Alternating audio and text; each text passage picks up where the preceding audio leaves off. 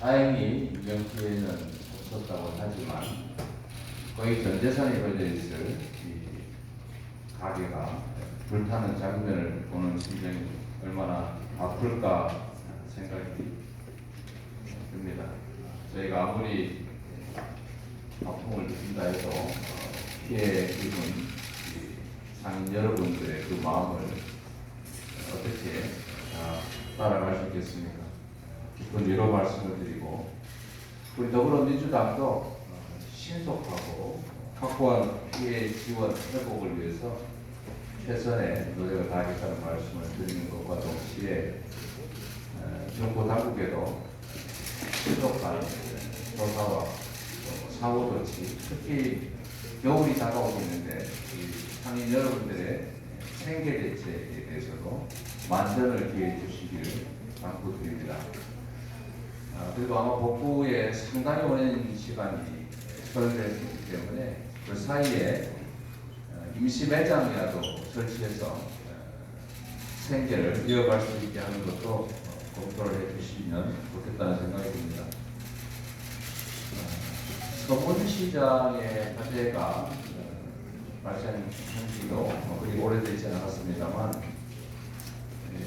기본적으로 취약한 이 전통시장의 재해, 특히 화재 피해는 일상적으로 예측되는 바가 있기도 합니다.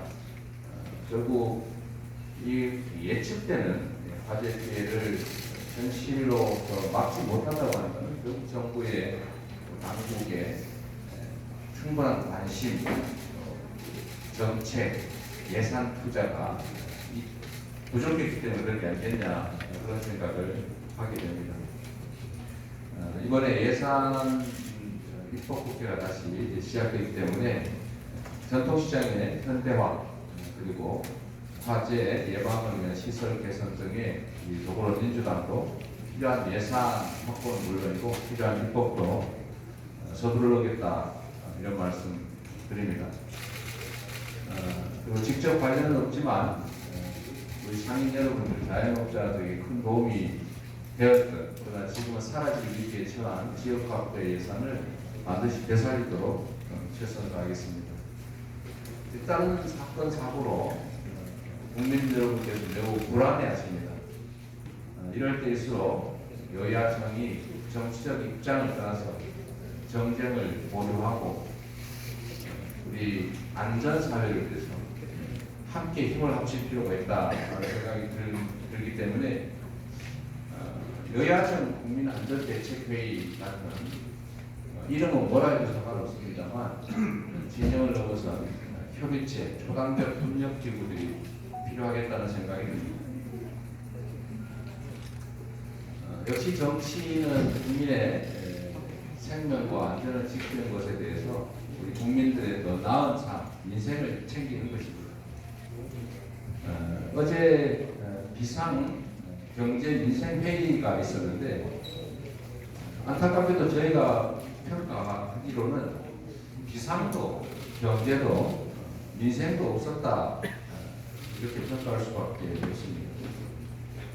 모두가 한 것처럼 민생 경제가 혹독한 시련의 터널로 접어들었습니다.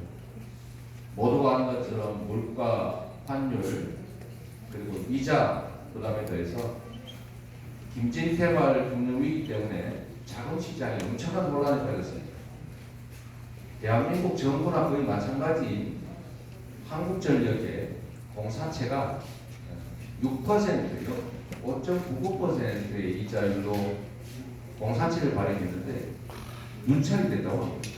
이 IMF 이후에 처음 있는 일입니다. 실물 경제도 정말로 많이 나빠지고 있습니다. 반도체 수출이 크게 둔화돼서 영업이익이 30%에서 60%까지 급감했다고 합니다. 민생과 경제의 위기가 어느 때보다 심각하다는 생각이 듭니다. 이럴 때일수록 장밋빛 전망을 하고 자화자찬하고 펀더멘털 문제 없다라고 하던 IMF 당시에 당국자 발언을 반복할 게 아니라 위기를 인정하고 심각성을 인지해서 실효적인 대책을 반드시 신속하게 만들어내야 합니다. 그런데 매우 부족하다는 생각이 듭니다. 비상한 시기입니다.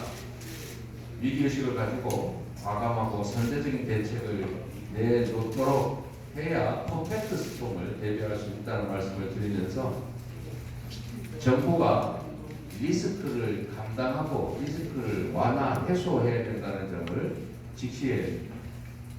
리스크를 해소해야 될 정부가 경제의 리스크의 중심이 돼서는 결코 안 된다는 생각을 해야 합니다. 다시 한번 정부에 촉구합니다. 위기 극복에 우리 국가 역량을 모을 때입니다. 정쟁에 빠져서 정치 보복, 야당 탄압에 국가 역량을 소모할 게 아니고 초당적 정치로 국가적 위기를 넘어가겠다는 결단이 필요합니다. 민생 경제 위기 돌파를 위해서 대통령이 직접 대화에 나설 것을 거듭 다시 한번 촉구드립니다. 감사합니다.